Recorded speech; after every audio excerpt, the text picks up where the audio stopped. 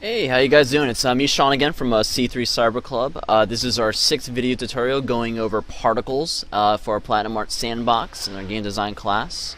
So if you want to learn about the wonderful world of particles and how you can sort of put them into your game, definitely check out this video. So let's get started. Particles. Well, particles are pretty much a series of small little elements that are combined together to create a visual effect. So that could be from rain, smoke, fire, lens flares, to snow, leaves, even electricity. Lots of different things can be utilized when you use particles in the right way and put into your game. So let's show you how we get started here. And a great level to first start off with when you're working with particles is a particle showcase, which is created by the guys at Platinum Art Sandbox. So let me just show you how to get there. We can go to Escape, Load Map, and if you just go to Global Maps here, you'll see a level called Particle Showcase, this one. Alright, and so you'll be introduced to all the different sort of particles that you can put into your game from different elements, and a lot of ways to sort of change the properties of each one. So let's just get started. Let me show you how to do a brand new one from scratch. We're going to go ahead and we're just going to go ahead and press Escape here and go to New Particle. Now you can do the same thing if you go to F3, New Entity, Type, Particle. Pretty much the same way to do it, just one way is quicker than the other. So I'm just going to do it the old-fashioned way, Escape, and go over here. So we have a lot of different options, a lot of different values that we can change. From fire, standard to explosions, bars, text effects to lens flares. We're just going to stick with just the fire for right now. So the first thing we want to do is we're going to just go ahead and just say create fire/smoke. So this is just a basic template to start off with. And what we're going to do is we need to change the properties to this particular particle. So we need to go ahead and press F3. Oops, sorry, F3. And so we have all our different values here. So the first one is the radius. This is how wide do we want our fire to be. Okay, so let me go ahead and just drop this down a little bit. Second one is height. How high do we want it to go up in the sky? So as you see, it's going much, much higher. So let me just bump that down a little bit. And then there's size. Now a lot of people get confused between radius and size. What size is, this actually changes the size of each individual particle. Remember, particles are incorporate a lot of different elements together. So if I go ahead and make this really small, you see that the particles are very small. But if I make it really big, each particle is grows in size. So let me just bring this down a little bit. And our next one is our RGB. Remember, red, green, blue? So to make this look like fire, it looks like it's black right now, so it's not looking like fire too much. Let me bump up the red here. So I'll go ahead and just do maybe 150. And let me go ahead and drop down the blue. And let me just bump this down one more time. There we go. So we got some fire going on right there. Pretty cool. Okay. Now the speed basically just changes how fast we want the fire to be moving. It's moving a little bit slower. Bump up the number to the right. It's going to make it go much faster. A negative number, again, sort of do the same thing. Fade time. Fade time represents how long it lasts, how long that particle lasts in your level. So if we bump up the fade time, you'll notice that it's staying in the game much longer. You can think of it as smoke. When smoke is in the sky, it eventually dissipates. So that means that, the fade time might be lower, but if it's staying in the sky much longer, it's going to have a higher fade time value. So I'm going to just drop that down a little bit. It's pretty good. And sometimes you just have to wait a couple seconds to let it load into the game, the new changes that you're making. So just be a little patient when you're doing that. And then gravity is going to affect how the fire is moving. So it's obviously kind of just gelling in this one place, just kind of floating around, not really doing much. So you'd have to go ahead and just change the values to really mess around with that. Okay. So I'm going to go ahead back down to 0 here. Or just pretty good. Okay. Alright. Now, once you have a particle in your game, You can go ahead and just move it anywhere you want to, just by clicking in the bounding box. And if you're doing a really big particle, sometimes it gets a little bit hard to see it because you have the particle actually affecting it. So make sure you kind of keep it small first, or get in the right place before you really start messing around with it. And so now what I'm going to do is I'm going to go ahead and change this into different types of particles. Right now we have fire. If I use my scroll wheel, I can cycle through different particles here. So we have a flame, we have a smoke plume just by using my scroll wheel. I have smoke, I have a fountain, an explosion here. Explosion's pretty big, there we go. And got a meter here, text, and a flare, and some lightning. So you can go ahead and create some other types of particles very quickly just by using your scroll. But sometimes it works, sometimes it doesn't, depending on the properties, because it keeps the same properties that you had before. So obviously the water properties might be the same as the fire properties when you're creating that particular particle. Okay. So I'm going to go back to my fire here. And we can go ahead in here, we can turn it off. We can say fire and smoke. Or just fire, smoke, we can also do it that way. Now a great thing to do is, I'm going to go ahead and just delete this for right now, is to use these particles as templates. And you can actually copy these particles and put them in your game. It's a great way to first start out when you're dealing with particles, just because there's a lot to it, and there's millions of combinations and variations when you're designing them. But if you really just need one, what you can do is you can go ahead and just copy it. You can go to escape. You can load up your map that you made before, and I'm going to just go ahead and open up this one, just a random one. And you can go ahead to edit mode and just click on V, and now you've pasted that particle from the particle showcase. And now I can go back in here and I can change some of the values and make it customize a little bit more for my particular level. Okay, so let me go back to my global map here, and let's go to my particle showcase again.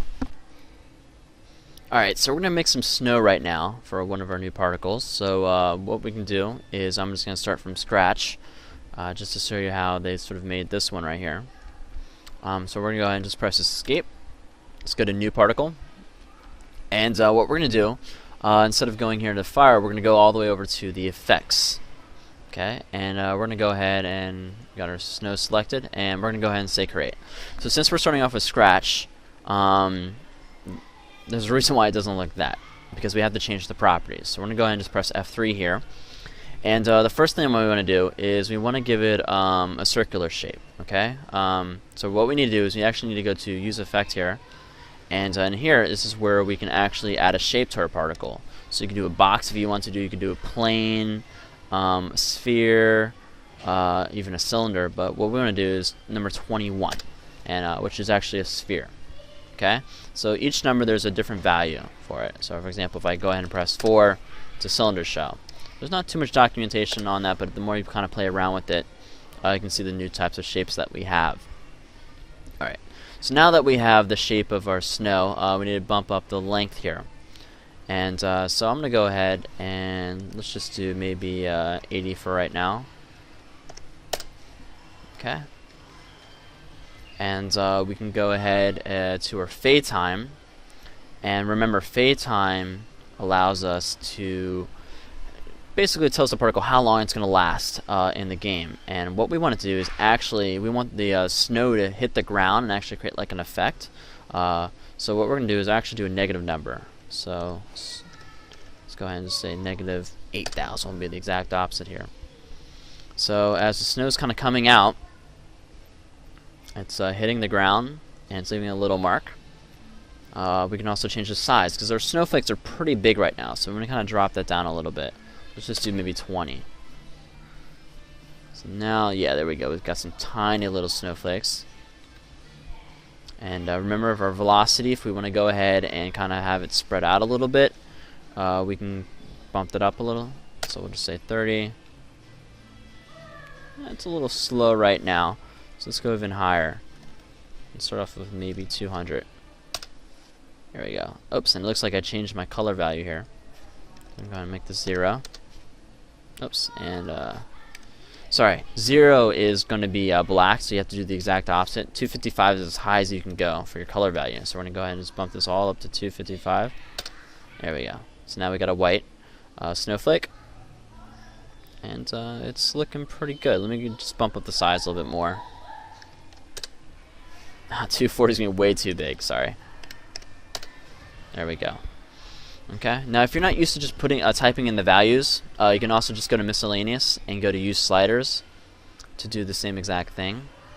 It's very helpful when you're really first kind of playing around with the software and the particles, but if you really need to make a certain value, it's much easier to go ahead and just turn it off, because sometimes you'll get kind of locked into one position. You really can't do much. Okay, now let's just go ahead and smooth this up in the air a little bit. So our snow is behaving like snow. And there we go. So the higher we place in the sky, the more of an area it's going to affect. So that's snow. Now remember, we can go ahead and change the snow, and we can change this to something else. So I went to go to the leaves here just by using my scroll wheel.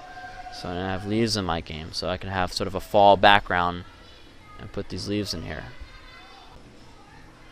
Now we can also create a lightning. And we'll go ahead and just put that in the game right now. So I'm going to go ahead and just press escape, new particle, and I'm going to go over here to my effects, and I'm going to go ahead and say lighting, and let's just create it. So this is what we first start off with. Not much going on, but if we go ahead and just press F3 again, we're going to go over to our user effects, and right now it looks like by default it's gave me a 16 for a wall. So let's bump up the length a little bit, and here we go. That was a little too long. There we go. That's pretty good. Again, I can change the fade time if I want to. If I want this lightning to last a long time. Change the velocity if I want to really, have it speed through really quickly. And also the size of the lightning. So let me just do really small little beams here, just like that. That's pretty good. Okay. Now there's other sort of particles we can put in here. We can do lens flares. And we're going to go ahead and just press escape here. New particle. Let's go to lens flares. Create, and depending on which way you're facing, you're always looking at the camera, this particle is always going to sort of hit you. And we can add some extra values on there with a sparkle, without a sparkle. We can keep it fixed in one spot, change the size, also change the color. Okay. Now the last one I want to show you was going to be text. So with text, we just go over here, and what we need to do is we write whatever text content we put in there. So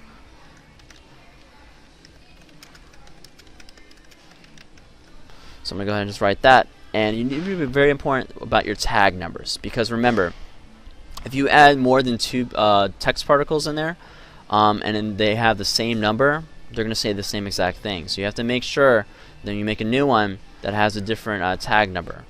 So for example, if I did 2 here, you'll see that there's already a particle in this game with the tag number 2, so I have to change it. Okay, and I can go here and change my size if I want to.